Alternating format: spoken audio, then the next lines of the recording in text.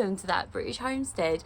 Today we're going to refurbish some garden beds, so let's get started. Okay, so this was a really windy, stormy day. It was a joke how much this was just windy and stormy. We were being absolutely lashed with wind and rain. That's why I look like I've just swam here. So, but we didn't let that stop us because it was a day that we could come down and do some work on the allotment. So basically, we wanted to complete as many beds as possible before we were completely and utterly rained off. So I started off taking off the weed membrane from this particular area. This is where I grew my squash last year. According to crop rotation, you don't actually have to move squash. I think in the UK we have almost nothing that attacks squash. We've always had it as like it's like that and tomatoes, right? Quite easy things to grow in the UK. I know in other places in the world they've got like squash bugs and stuff like that, but we're very lucky that we don't have anything like that. So I don't actually have to move it, but like many of you, when I put out that quiz, basically I just kind of look at a piece of ground and say, yeah, I'm going to plant that there this year. And I've still got the shortest day garlics to grow, so I'm going to go ahead and make a bed for that today. And it happens to be on this side of the allotment that I'm going to do that. So I'm not sure where everything's going to go this year, but I do know I need horse manure. So as you can see, I've started to plop down some of this well rotted horse manure, and all I'm doing is spreading it out. Now the native soil here is clay. Now clay always gets a bit of a bad rap in growing and having things that are, around, and it does get very wet, that is true, and it is a very sloppy sort of thing to have on the allotment, because when it gets really wet like it is now, it does tend to hold onto the water. However, what do we want in a drought? That's right, we want something that holds onto the water, and it's really, really high in nutrition. So although we give it a bad rap because basically we're not able to plant whenever we want in clay, we have to wait for it to calm down a little bit, don't we? But it is a great thing. Also, I find personally, because my garden at home is also clay, we're on London clay here, so we get a lot of clay. But I do find that if you don't disturb the soil structure, as in do not dig on it, it is a lot better than if you were to go through and dig it.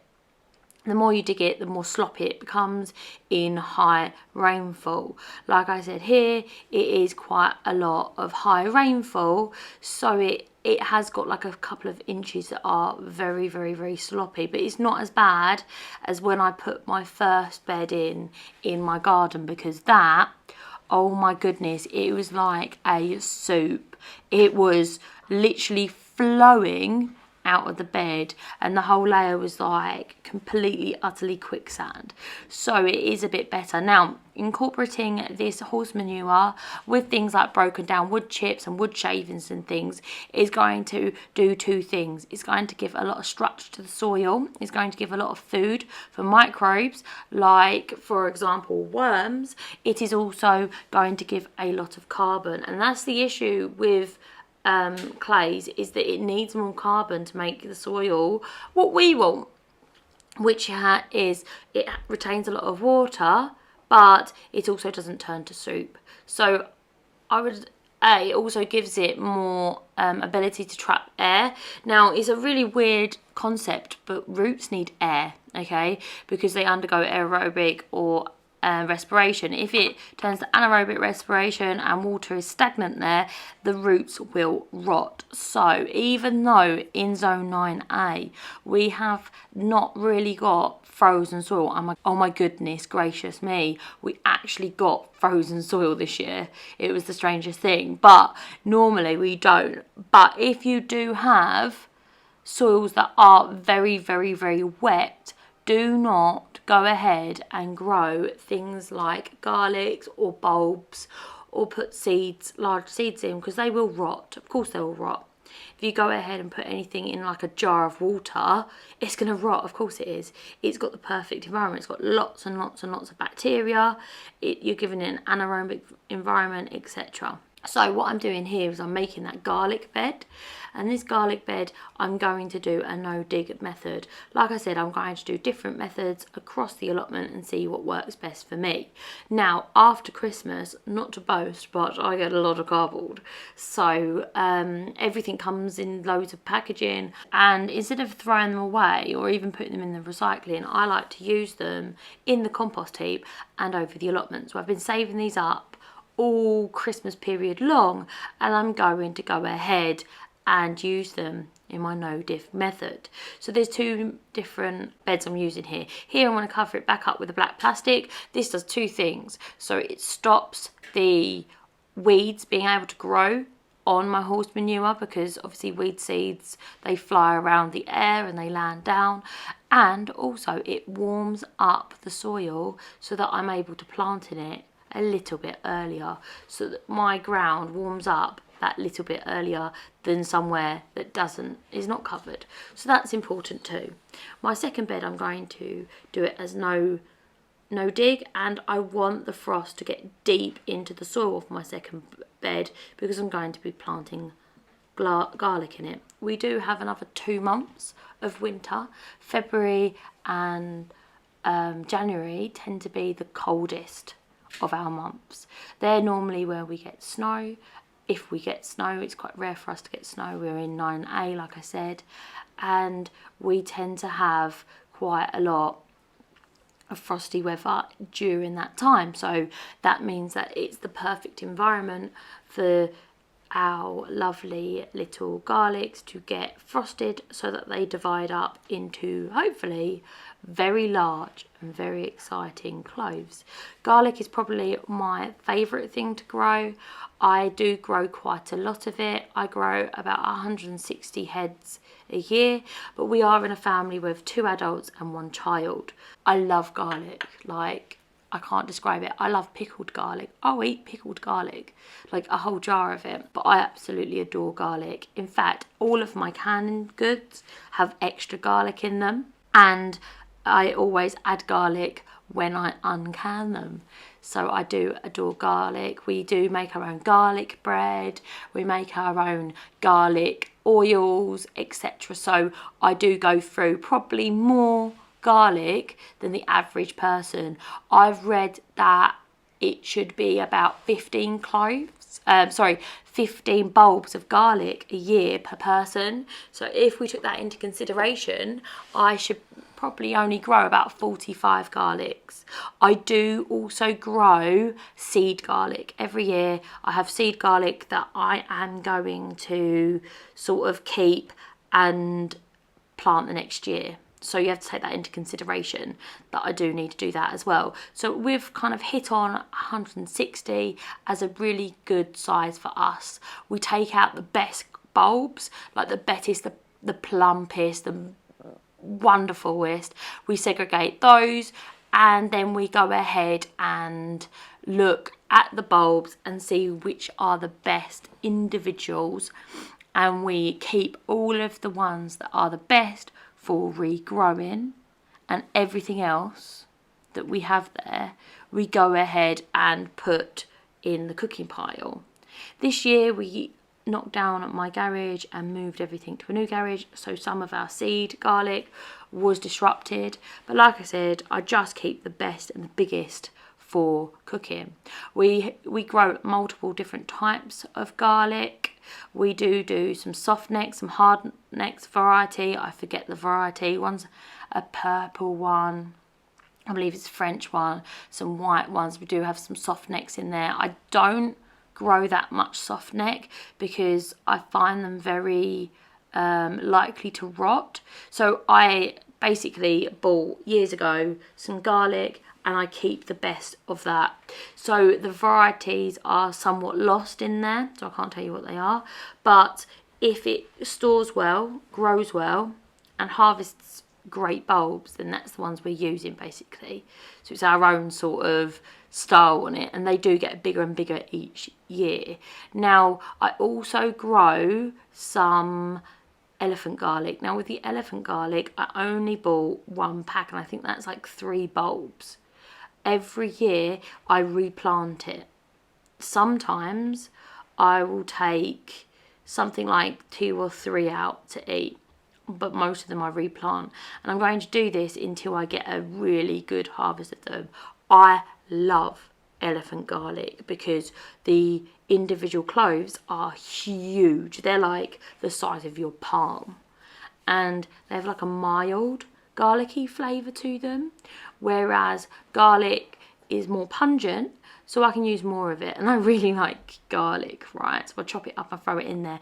Elephant garlic's actually a leek, not a garlic, which I always think is really strange, but it is fantastic. The only thing I'm going to add to that is if you are growing alliums, which is a flower that is it comes up with a stem and it comes out with a beautiful flower. They're fantastic. I grow some of them in my allotment. Just be careful not to muddle them up because the bulbs of them are actually poisonous. So just be careful of that. Now, I'm, like I said, continuing. It has been absolutely, trying to get this all done with the rain. The rain has been relentless, but it has done a great job of sticking the cardboard down to the ground. The wind has also done a great job of scattering the cardboard I've already put down, but what can you do, really? So I just continue with this. My partner's actually very helpfully volunteered, or I volunteered him to go and get the manure whilst I kind of do this patchwork of cardboard. It is very important that every little bit is covered in cardboard, and as the nature of a box, there are little small holes, so I've got both big and small pieces, and I'm just basically overlapping them. I'm hoping that this will stop any of the native weed seeds from covering and like popping up through the soil. We're also going a few inch deep with the horse manure. Once this bed has been established, you only have to go an inch deep with the manure, and it will be easier each year. We get this manure from a local stables that deliver it free of charge. If you can get anything free, then do that. That's my motto in life. If it's free, it is better than paying for it in most cases. They bring a large tractor and they have miles and miles of this manure that they wish to get rid of, which is fantastic. Last year we didn't have that, and hence why we kind of waited and waited and waited for someone to deliver some manure that we were paying for, and it never came. So we are very blessed with this manure. So I'm just making the most of it. And the great thing is when you come down on a day like this, I mean, there's a windstorm, it's really miserable, it's raining, it's cold, it's dark. Nobody wants to be down here, which is a massive advantage because you're kind of left alone to do whatever you like. So that is always great. I always find it's quite amusing that in the winter time there's never anyone down here. Me and maybe one other person are the only people that come down during winter, but you get so much work done when you work throughout the winter as well.